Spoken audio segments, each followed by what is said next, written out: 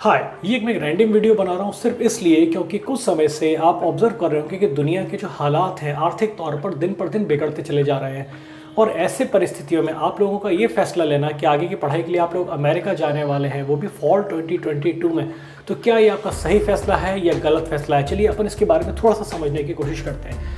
देखिए, सबसे पहले आप ये चीज़ समझिए कि पूरी दुनिया में इस टाइम हालात तेज़ी से बिगड़ रहे हैं। पिछले 4 से 5 महीनों से जिस तरीके से रशिया और यूक्रेन वॉर जारी है और उसके बारे में ये अनुमान लगाया जा रहा है कि वो दिसंबर तक भी बंद नहीं होने वाला है, तो जाहिर सी बात है वो दुनिया में एक बहुत बड़ी मंदी की ओर हमें लेकर जा सकता है। आप देख रहे हैं कि भारतीय जो रुपया है डॉलर के मुकाबले इतना ज़्यादा गिर चुका है कि अब $1 खरीदने के लिए आपको 80 रुपये तक पे करने पड़ सकते हैं।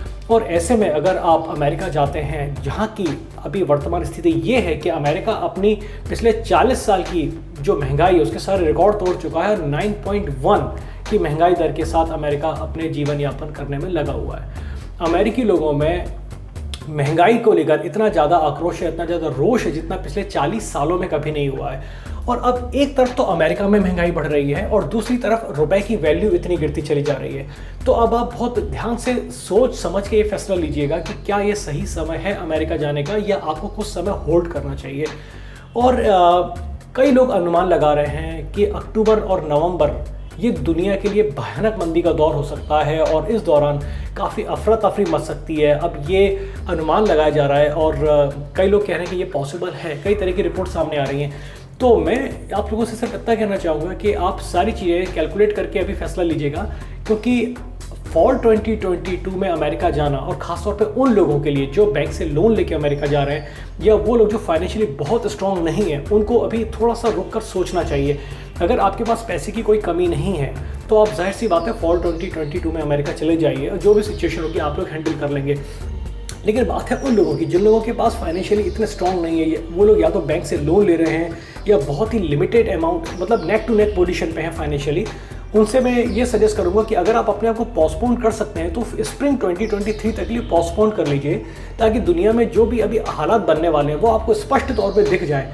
क्योंकि अभी अमेरिका में महंगाई इतनी ज़्यादा है कि मैं खुद पता कर रहा हूँ कि जिस सिटी में मैं रहा करता था, जहाँ पे मुझे एक सिंगल रूम लेने के लिए $400 से $500 मुझे देने पड़ते थे, आज वही रूम $700 से $800 में मिल रहा है। तो इस तरीके से महंगाई बढ़ती चली जा रही है।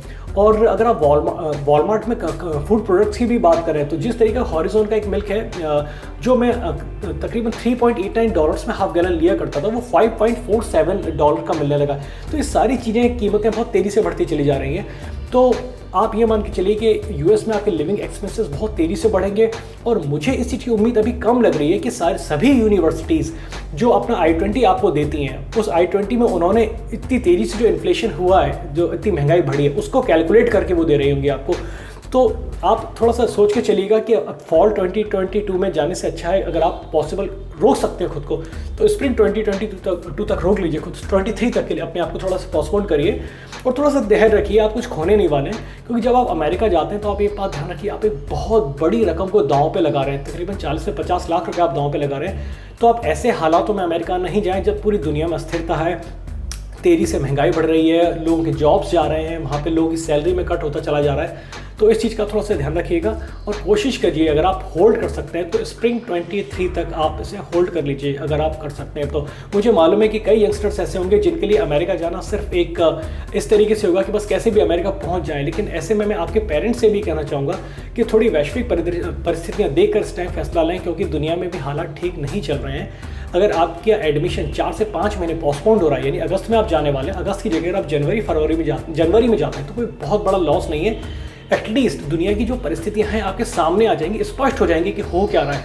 अब अमेरिका जाना आपके लिए फ़ायदेमंद है या नहीं है, क्योंकि आप मैक्सिमम लोग यही चाहते हैं कि आप अमेरिका जाएं, पढ़ाई करें और वहाँ जॉब लगे। लेकिन अगर हालात ठीक नहीं है तो जॉब लगना आसान नहीं होगा। तो थोड़ा सा ऑब्जर्व कर लीजिए, थोड़ा सा पेशेंस रखिए और नज़र बरकरार रखिए कि पूरी दुनिया में हालात क्या चल रहे हैं। फिर फैसला लीजिए कि आपको इतनी बड़ी रकम दांव पे लगानी चाहिए या नहीं लगानी चाहिए। तो ये छोटी सी इन्फॉर्मेशन थी, छोटी सी बात मेरे मन में आ रही थी, इसलिए मैंने ये वीडियो बनाया है। तो बाकी इन्फॉर्मेशन के लिए मैं नई वीडियो लेकर आता रहूँगा। तो चलिए मिलते हैं नेक्स्ट वीडियो में।